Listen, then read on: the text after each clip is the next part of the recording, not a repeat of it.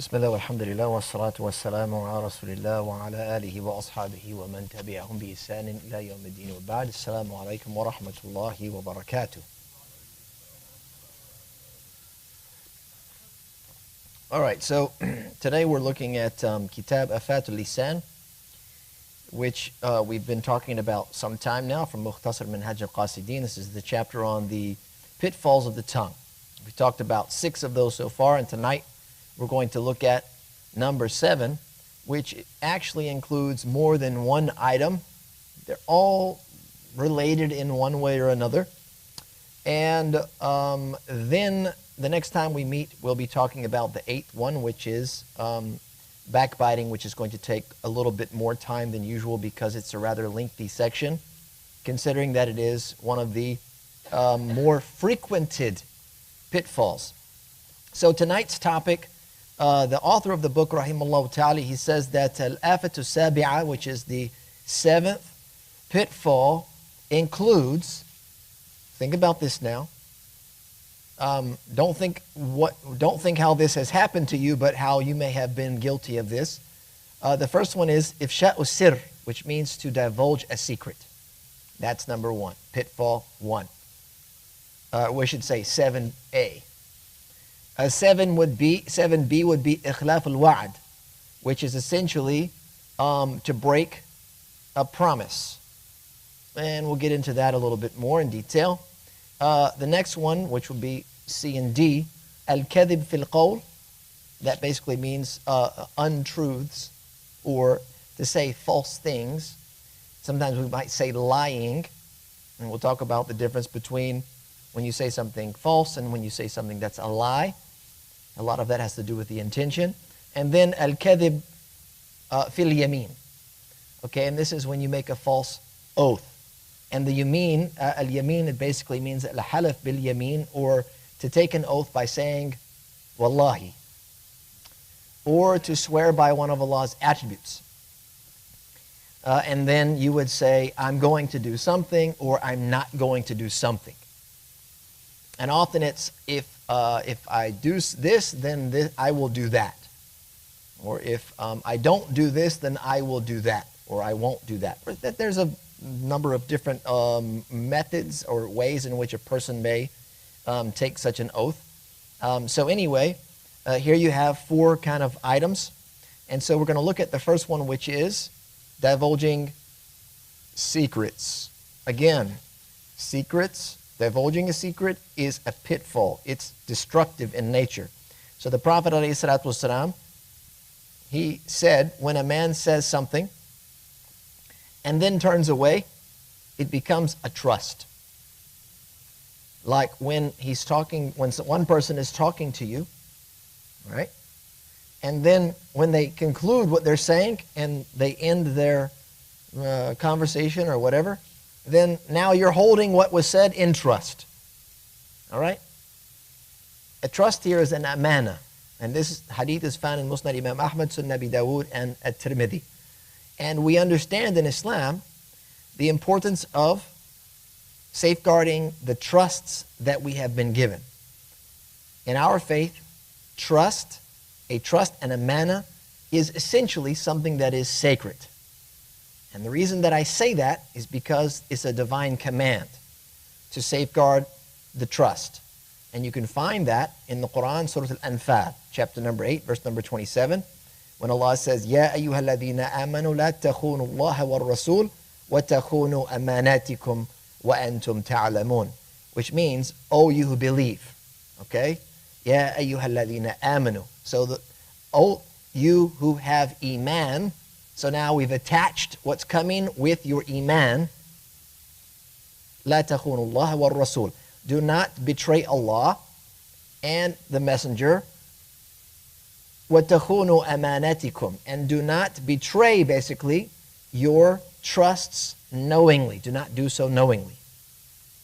And so there are a number of explanations as to why this particular verse was revealed.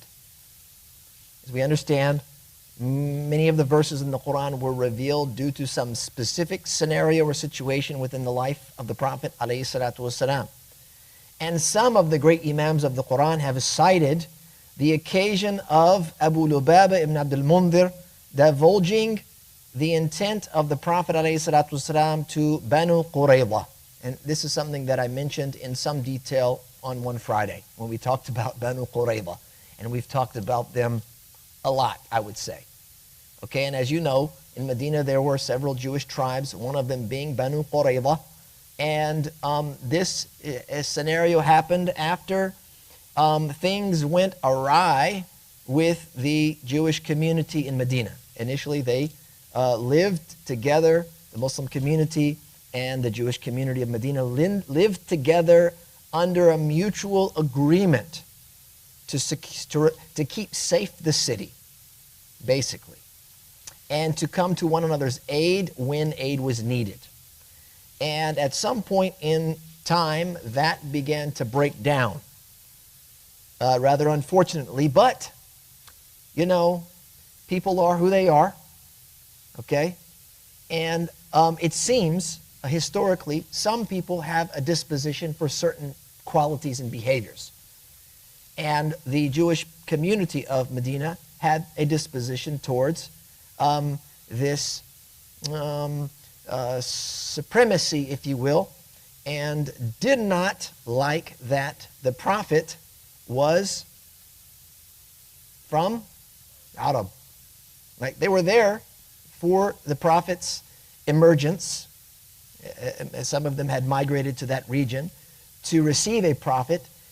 When they did receive the Prophet, they were disappointed because he was not from their own bloodline, from the Jewish bloodline. And so they rejected him. Some of them, a minority of them, accepted and embraced based on evidence.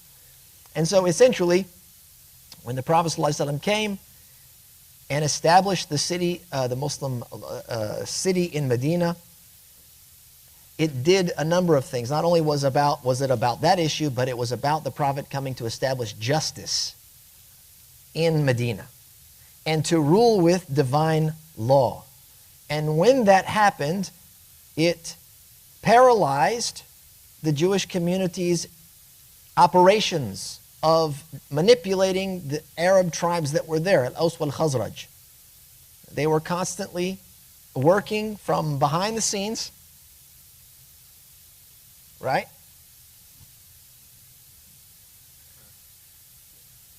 I mean, talking about then, what are you thinking about? Yeah, what were you thinking about?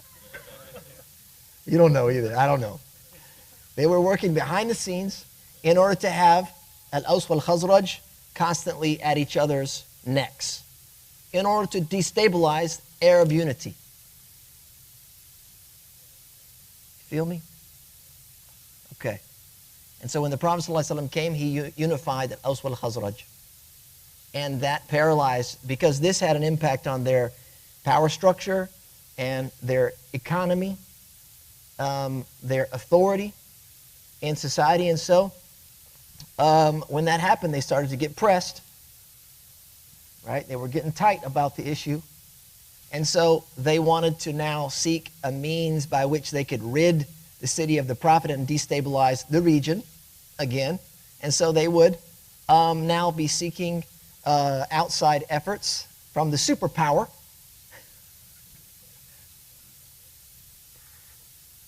Outside help and support from the superpower. Who were who? Quraysh. Good. Alhamdulillah, you said Quraysh and not America. Yes. They were the superpower with the Quraysh. They were known as the dominant Arab tribe. And so, of course, anyway, that all broke down, and it ended up being that they broke their covenant and their pact with the Prophet ﷺ and the people of Medina, destabilizing or attempting to, jeopardizing the safety and security of the city while the Muslims were at war with the Quraysh. And so, in the process of dealing with all of that, the Prophet ﷺ, he sent Abu Lubaba ibn Abdul Mundhir to go and, see what was happening and what the status of Banu Qurayza was. And basically, when the Prophet ﷺ was there, Abu Lubaba was there with the leaders, and one thing led to another in their conversation, and Abu Lubaba basically indicated to Banu Qurayza that he did that number, like they were going to be killed. And so this was, based on this occasion, basically he's trying to express what he believed the intent of the Prophet was, because now they're at war now. It was an act of war for them to betray the Prophet ﷺ. So now they're at war, and he's basically saying, like, look, it's going to be qital. You're going to be dealing with the wrath of the Prophet and the Muslim army. And so he divulged that. And immediately he realized what he had done and became remorseful and refused to eat until he was pardoned. He went and told the Prophet ﷺ about what had happened, and he was overwhelmed with grief. And so they said this was the reason that the verse was revealed. Ya ayyuhalladhina amanu la takhunu Allah wa rasul. Do not betray Allah and His Messenger. So he thought he had betrayed the Prophet ﷺ. There's another explanation, and that has to do with Uthman ibn Affan being murdered. They said that this was the verse revealed in regards to what was going to happen to him. And on another occasion, they said it was revealed because the location of Abu Sufyan had been revealed to the Prophet ﷺ by the angel Mikael or Jibreel alayhi salam. And the Prophet ﷺ was given that information as to Abu Sufyan's location. He was in such and such place. So the Prophet ﷺ began to tell some of the close companions because they were planning. And that information was divulged to the point that it reached the hypocrites, and they told Abu Sufyan, the Prophet knows of your location and this is the plan. So the hypocrites, they ended up basically giving what we would consider today like classified information. This is like dealing with strategy and tactics, and they gave that up. And so that was another reason. And a final one, what had to do with Hatib ibn Abi Balta'a. He told the Quraysh about the Prophet's plan during the Aam al-Fath, basically that the Prophet ﷺ was coming to conquer the city of Mecca. So again, here you see some specific scenarios for which this verse was revealed. Do not betray Allah and His Messenger, nor to betray your trust knowingly. So regardless the case, because the scholars do differ as to the scenario, regardless the case of which one it was, it is not unheard of or should be unthinkable to apply the verse in a general way. Okay, because that is the majority of the scholars' opinion, that if there is a verse which is specific and that verse can be applied in a general way, then it should be applied in a general way. And so among the various explanations of the general meaning of this verse, it's been related that in general the people would hear the Prophet ﷺ, they would hear about his plans, etc., various different things and information, and then they would divulge that to the point that it would reach the idolaters somehow, some way. And so they were therefore prohibited from doing that, because divulging that information is a quality of the hypocrites, al-munafiqun. So naturally, safeguarding an amana or a trust like a secret, because that's essentially what we're talking about now specifically, is divulging secrets. So to safeguard that trust or that secret, to safeguard it is a quality of the righteous. And they have been described in the Quran as being from the dwellers of Jannah. If you think about Surah Al-Mu'minun, the very beginning it opens up with قَدْ أَفْلَحَ الْمُؤْمِنُونَ. Successful indeed are the people of Iman. And then the verse goes on, basically describing the believers, meaning the people that are successful, and the success here is talking about the success of Jannah, those who are described as the following verses. And when you get to verse number 8, this is Surah Al-Mu'minun, chapter 23, verse number 8, Allah says, وَالَّذِينَ هُمْ لِأَمَانَاتِهِمْ وَعَهْدِهِمْ رَاءُونَ. The believers are also those who are true to their trusts and covenants. Okay, so the first part is the trust, meaning if we were to say, which is how we should understand, that a secret is an amana, the Prophet ﷺ said that, so we could say, and those who do not divulge secrets, as a quality of those who do not betray their trusts. Meaning they're true to their trust. They do not betray them by divulging the secret. And they fulfill their covenants and they do not break them. And we're going to talk about that shortly. So betraying the trust and breaking a covenant, again, is a quality of the hypocrites. And the Prophet ﷺ noted this explicitly when he says, Ayatul Munafiq Thalath. Right? The signs of the hypocrite, there are 3. This is one hadith. We'll look at another one shortly. This hadith is muttafaqun alayh. You can find it Sahih Bukhari, Muslim. He says, إِذَا حَدَّثَ كَذَبْ. He says, when he speaks, he lies. وَإِذَا وَعَدَ أَخْلَفْ. When he makes a promise, he breaks it. وَإِذَا تُمِنَ خَانْ. And when he is entrusted, he betrays his trust. Meaning, specifically, when a secret is shared with him, he does what? He divulges the secret. He goes and tells someone else about the secret. And so the secret is sacred here. The Prophet ﷺ, he says, without limit, mutlaqan, he said, the conversations you have with each other are a trust. This hadith reported by Nabi Dunya. So secrets, divulging a secret is not only a way to hurt the person that entrusted you with that secret, you hurt them by telling them to say, look, that was a secret. Why'd you think badly? I mean, you're trying to hurt me. And it can also detract from the rights of your brothers and undermine suhbah, right, companionship, which is mentioned in that particular chapter.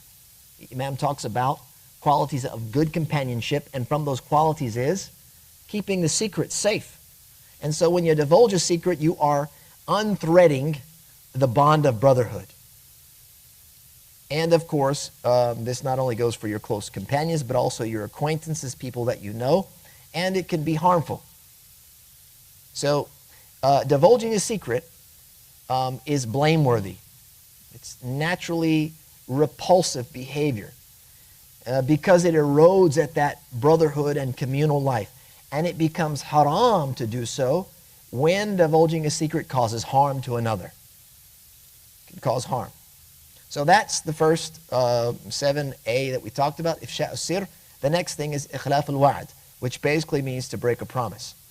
And this often happens. People often break their promises because depending on time and place and culture, we can get accustomed to making promises without thinking them through all the way. Whether it's actually possible to fulfill that promise, or if inside we even want to fulfill the promise. Like nafsiyan, do I even want to do that? Forget about is it even possible for me to do that, but do I even want to do that? Right? You might say to someone, don't worry, sweetheart, I'll take you tomorrow. But nafsiyan, I don't want to go. I'm not going to take you tomorrow. I'm just trying to get you to, think about it. And think about it, we'll go later, and then you'll forget about it tomorrow. Right? You're giving them your word. You don't have to say, wallahi, that's a different thing.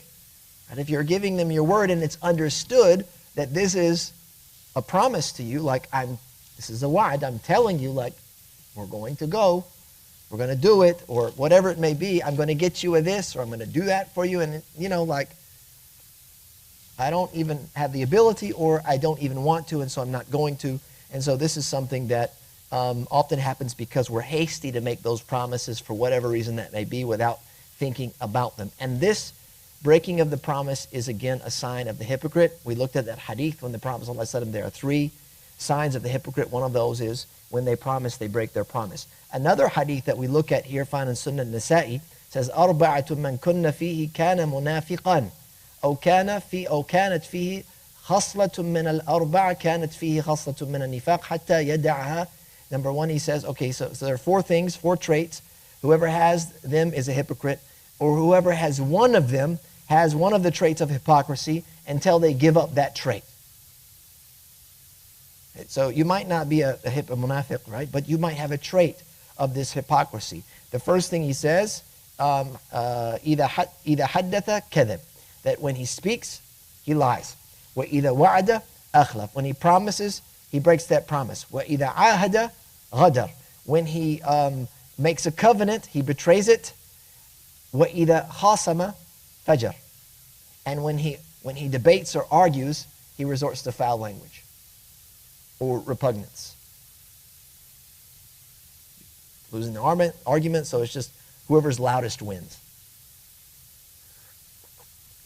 All right, you have no ammo. You just got loud sounds. All right, so those are four things, and from that, of course, the main point here is وَإِذَا وَعَدَ أَخْلَفَ, when he makes a promise, he breaks that promise. So here, it should be noted here when it comes to this, that the hypocrisy, the nifaq, when it comes to breaking the promise, is not found in a person who breaks their promise due to a legitimate excuse. Right? You've made a promise, or you've given your word to someone, and you've made efforts to fulfill that, but there's a legitimate excuse which prevents you from doing so. That is not hypocrisy. The hypocrisy is you making a promise without the intention to keep it. And why is that nifaq? What is nifaq? In its essence, nifaq is showing something on the outside which is not on the inside. Right? It's not in the inside, and you show a different. Like the person that said, I believe, but inside they have no faith. That's nifaq. So here, it's a person that says, I'm going to do something, while inside the intention is, I'm not going to do something. So you've basically shown the opposite of what you're holding inside of your heart. So that's where the nifaq is found. Not in, I promised you, but look, it didn't happen. I couldn't do it, couldn't make it. Something came up, a legitimate excuse got in my way, and it's just impossible for me to fulfill the promise. So that's not hypocrisy. Right? Just so everybody's clear. So if a person were to make a promise with the intention to keep it, or at least they didn't have the intention not to keep it. Right? So understand the difference. I made a promise, or I gave my word, my intention was to keep it, or I gave my word and I didn't have the intention to not keep it. You understand? It's kind of a neutral thing. I didn't intend to keep it. I just made the promise. Maybe default I'm going to. It was no active intention involved. I just made it. Right? So long as that's not there, and there is no harm in breaking the promise, then in that event, it's recommended. It's mustahab to fulfill the promise. Mustahab. Okay? And when a person breaks a promise, they break a promise like this is mustahab, they break this promise, then it's considered extremely disliked. It's makruh, very disliked. But promises that are broken do not have an expiation. There's no kaffara to be made. Only repentance is to be sought for breaking promises. Promises, they should be kept so as to avoid looking like a hypocrite.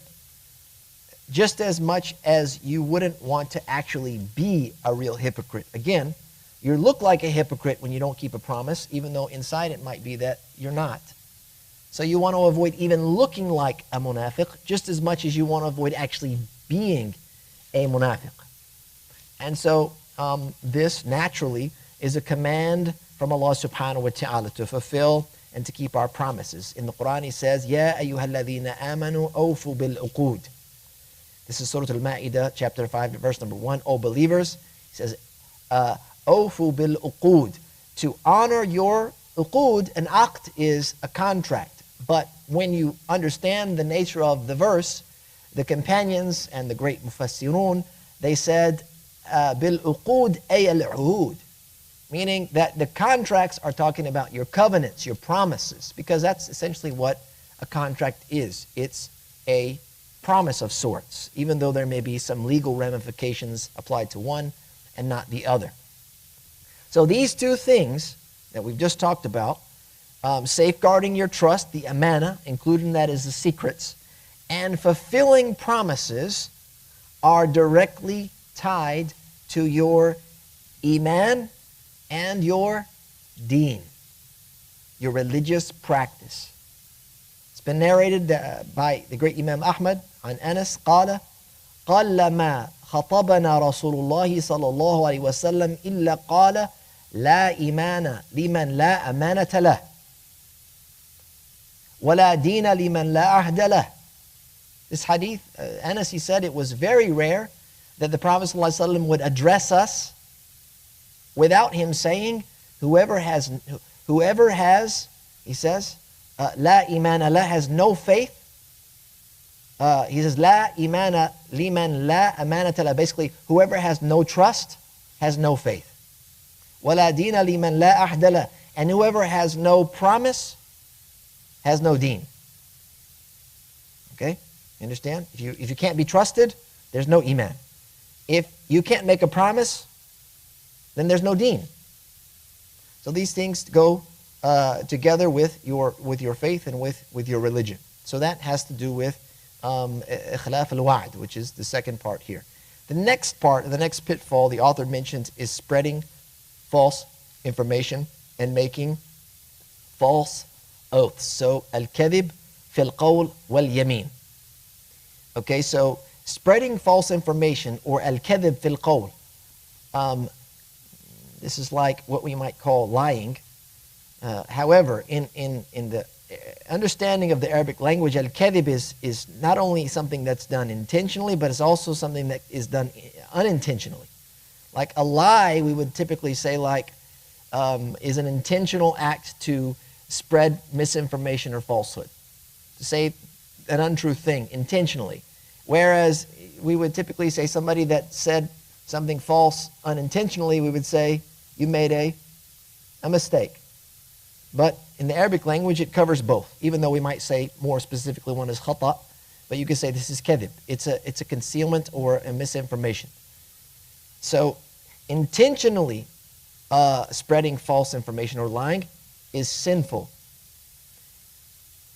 And it's considered from the most egregious and foul faults that a person could have, to intentionally lie and spread false information.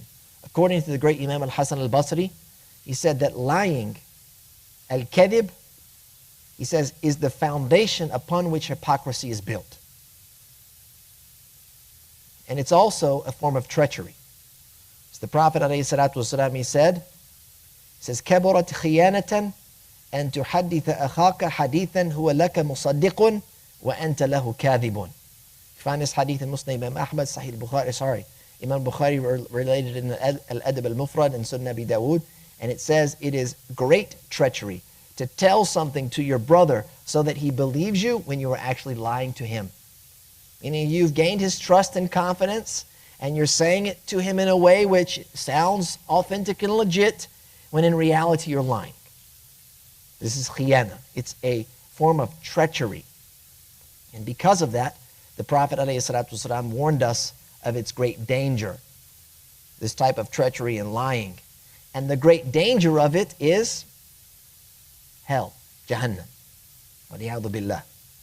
And this is noted by Abu Bakr as-Siddiq. One time, you can find this in Musnad Imam Ahmad. He stood up. This was approximately a year after the death of the Prophet ﷺ, and he said, radiyallahu anhu, the Messenger of Allah sallallahu alaihi wasallam stood where I'm standing last year and said, he says, Salullah al-afiyah. Ask Allah for well-being. فَإِنَّهُ لَمْ يُعْطَى عَبْدٌ شَيْئًا أَفْضَلَ مِنَ الْعَافِيَةِ. Basically, there is nothing that a servant is given better than al-afiyah, which is well-being. He says, وَعَلَيْكُمْ بِالصِّدْقِ وَالْبِرِّ فَإِنَّهُمَا فِي الْجَنَّةِ. He says, and you should be truthful and righteous, for they lead to Jannah. وَإِيَّاكُمْ وَالْكَذِبَ وَالْفُجُورِ فَإِنَّهُمَا فِي النَّارِ. Beware of lying and immorality, indecency, for they lead to an-nar, the fire. Okay, so here you can see the direct correlation between lying, falsehood, and the torment in hell. And this is especially true, getting us to the next point, when you swear by Allah. This is al-yamin. When you say wallahi. When you swear by Allah, and this, as I kind of hinted at, occurs when you do so knowing that you will not do what you said, or you will do what you said you would not do. Wallahi, I'm going to do this, or wallahi, I'm not going to do that. And this is considered a major sin. It's a major sin. The Prophet ﷺ, he says, Al-kaba'iru al-ishraku billah. The major sins are joining others in partners with Allah subhanahu wa ta'ala, shirk. The next one is wal-uquq al-walidain, which is to be undutiful to one's parents. Aw qala al-yamin al-ghamus, which is al-yamin, right? We understand that to mean the oath. And it's translated sometimes as the false oath. Al-ghamus. Al-ghamus means that which, it's like dipping, right? Ghamasa means to dip. And the reason why they call al-yamin al-ghamus is because it's an oath which will dip you into hell by being a false or an untrue oath that you make. So he says, أو قال اليمين الغموس. So this was Shakka Shu'bah. Basically, this was from the narrated hadith, was uncertain as to what was said exactly or what order. قال معاذ حدثنا شعبة قال الكبائر الإشراك بالله واليمين الغموس وعقوق الوالدين.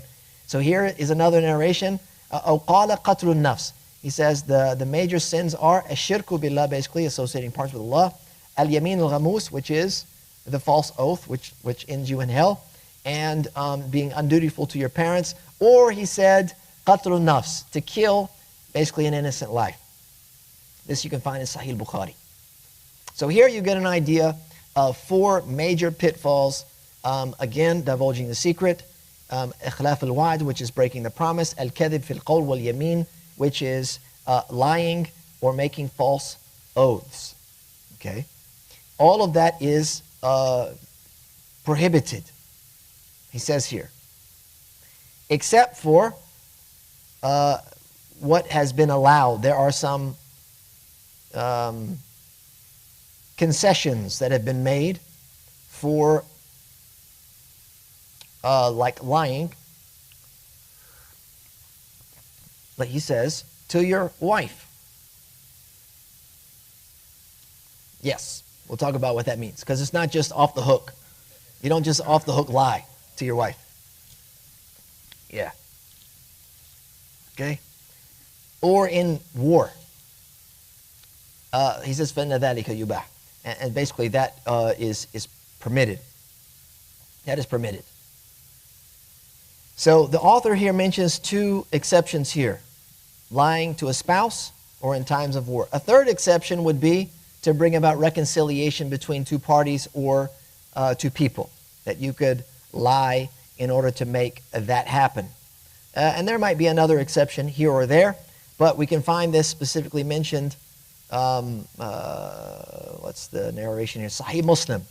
قال ابن شهاب ولم أسمع يرخص في شيء مما يقول الناس كذب إلا في 3. Basically he says, I never heard a concession being given for anything that people say except كذب in regards to lying, except في 3 things. الحرب, number 1, that's in war. والإصلاح بين الناس, to reconcile between people, that's number 2. وحديث الرجل امرأة, a man talking to his wife. وحديث المرأة زوجها, and a woman talking to her husband. So there you go, ladies. You also get to, spin some of that nice thread, that sometimes keeps the marriages together. Little lie, here or there, has to be done. And we're going to talk about why or how that has to be done. So he mentions specifically, when it comes to these permissible lies, the rules which kind of govern that is that they have to be done for praiseworthy things. It has to be for a praiseworthy thing that cannot be achieved without the lie. It can't be achieved without the lie. Okay?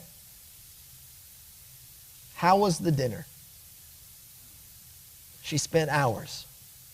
How was the dinner, sweetheart? How did you like it? And inside, it wasn't her finest work. We've had better. But am I going to say that? You know, you've done better. Saying it like, keeping it light, you know, it's not your best meal. Or I could be just be brutal and say, yeah, it was terrible. You burnt everything. It was oversalted. It was, yeah. Don't ever do that again.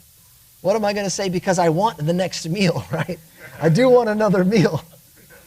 Yeah, I do want the next meal. So I'm going to say, MashaAllah, Tabarak. That's great. That's great. I'm going to get to that too there. That answer is perfect. MashaAllah. That's not even a lie. MashaAllah. Yeah. MashaAllah, Tabarakallah. Or you could say, it was delicious. That was amazing. Great. That was great. Wow. Took a lot of you. I really appreciated that. Thank you. You just really, you know, say what you have to say. Because without lying, you would have to say, you could say this, MashaAllah. That's one way of getting out of it, and we're going to get to that shortly. But if you couldn't, you didn't come up with that, you can't reach the maqsood al-mahmud, which is the good outcome or the good intent without saying, it looks good. Or, hey, how does my hair look?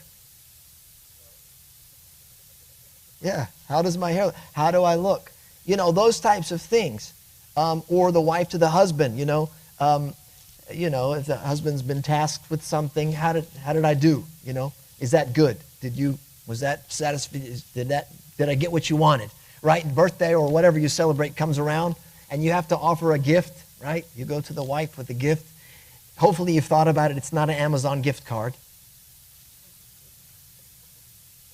By the way, young guys, that's not the best gift to give your wife, in case you don't know. Don't do that. Sweetheart, here's an Amazon gift card, because I know you'd be shopping. That's not thoughtful.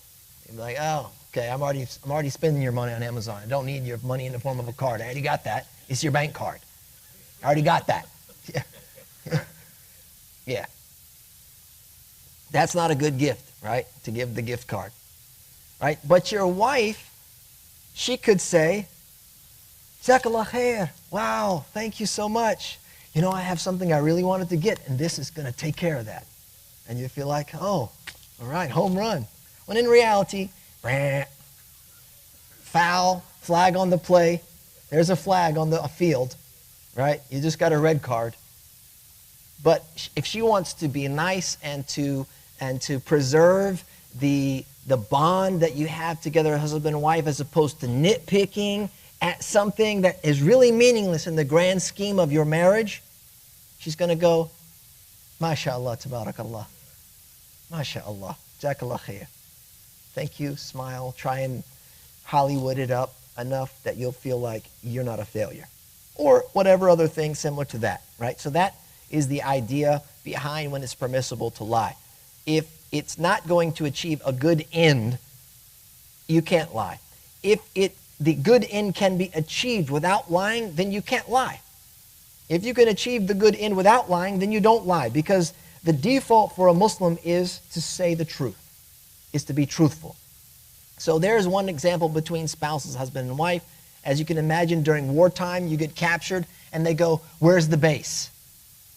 Where's the base central operations located? Where is your leader? What are you going to say?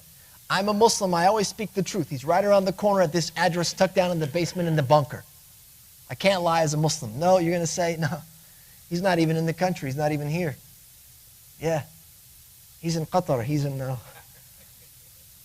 wherever. And then I think the other one is also important to note when it comes to making reconciliation between people that are at odds with each other. Sometimes we have disagreements with one another, you know. And you might say, one person who's trying to solve those disagreements, and he comes and says, listen, I heard so-and-so, the one that they're at odds with, they were praying for you.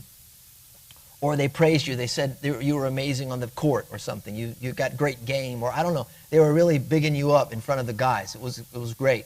And then that's going to soften their heart. Go, oh, okay, he's not too bad. I don't know why we're upset. And then you're going to go to the other guy and say, hey, I heard so-and-so. This is the other. Now this guy you just talked to, I heard he was saying something really nice about you.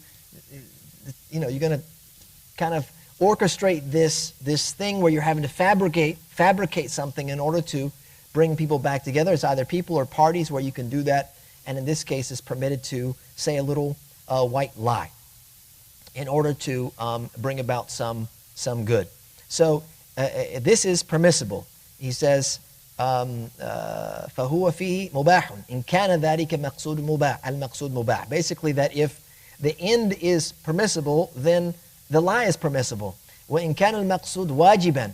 If the end goal is an obligation that must be fulfilled, فهو واجب, then that lie becomes an obligation for you to do. So you have to also stay away from lying as much as possible. Another way that you can do that, to stay away from lying, is, he says, وَتُبَاحُ الْمَعَارِيض. And this is permissible to, what you might say, stretch the truth or bend the truth. In a way, you say something that's true, but the intent of it is not understood. Like the intent is understood as one thing, whereas what you intend is another thing altogether. And this is based on a statement attributed to the Prophet ﷺ. He says, "Inna fil ma'arid manduhatun anil kadhib." Basically, that this type of stretching of the truth or whatever, it makes way from lying, meaning to go around lying. And this is permissible, and it could be beneficial when there's a need to do so that you're not lying. But when there's no need to do so, it shouldn't be done because it's similar to lying. An example of that would be, right? Somebody comes in, they look irate, very upset and angry, and they're huffing and puffing, and they're going, "Where is Abu Maher? Where's Abu Maher?" And they're looking at me. And I'm like, this looks like trouble. I don't want to go, I could lie and say, "He's not here." Of course, I'm not going to go, "Yeah, he's right there. Abu Maher's right there." Yeah. I can go, "He's not here."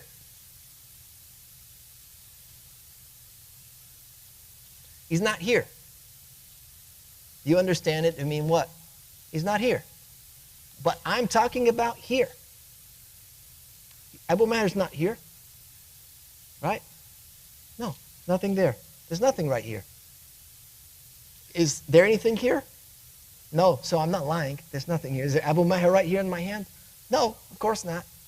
That's a type of stretching of or bending of the truth, so that you say something that you intend one thing, but they understand it like at face value. So this can be done, however, again, this is important, because sometimes people get into a habit of doing this regularly. When every time you talk to them, every opportunity, they're doing this type of ma'arid. They're doing this type of, manipulation of the truth. It's tawriya, basically, right? You're manipulating the truth, and you doing it, you'd say, "Well, I wasn't lying." The problem with it is that because it's like lying, it would detract from your trust with the person. Eventually, they're going to go, "Look, I can't even tell what the person's saying anymore." There's always some little tawriya. He's always like doing a yalif wa yadur, he's going around and he's taking left and right instead of going straight ahead. And so that should be avoided at all costs. So, of course, it's better than lying, bending the truth, however, it should be avoided. And then the Imam here, the author mentions a story. I'm not gonna translate the story for you if you know Arabic language. Yeah. If you know Arabic language, then you can enjoy that story, okay? I don't want to be in the hot seat. It's pretty hot seat stuff. Yeah. All right, so you can always, hopefully that sparked your interest. If you read Arabic, then you can go back to the source text and check out that story. There's a little bit of poetry there in which the guy recited. He got him off the hook. And khalas, you know what I'm saying? Yeah. So that's where we'll wrap it up for this evening. Jazakallah khair. If there's anything else that I may have missed, overlooked, comments or otherwise? Anybody? All right. Jazakallah khair. We'll wrap it up there. Jazakallah khair. Sallallahu alaihi wa sallam ala nabina Muhammad wa akhiru da'wana. Alhamdulillah.